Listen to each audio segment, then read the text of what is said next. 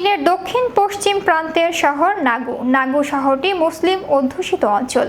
এই শহরের একটি মসজিদ নিয়ে বিক্ষোভ শুরু হয়েছে। সম্প্রতি আদালত নির্দেশ দিয়েছে মসজিদটির মিনার এবং গম্বুজ ভেঙে ফেলতে হবে। অনুমতি ছাড়াই ওই দুই অংশ বানানো হয়েছিল বলে অভিযোগ।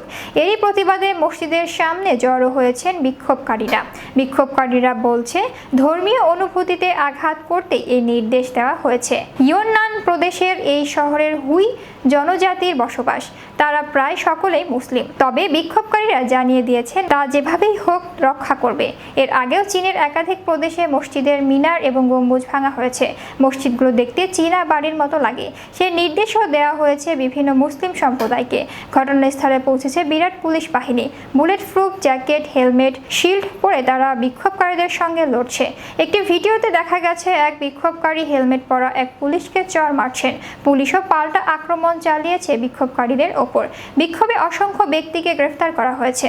বিক্ষোভ চালিয়ে গেলে তাদের বিরুদ্ধে কঠিন শাস্তির ব্যবস্থা করা হবে জানিয়েছে প্রশাসন। 6 জুনের মধ্যে সকলকে আত্মসমর্পণ করতে বলা হয়েছে। আত্মসমর্পণ করলে শাস্তি কমবে।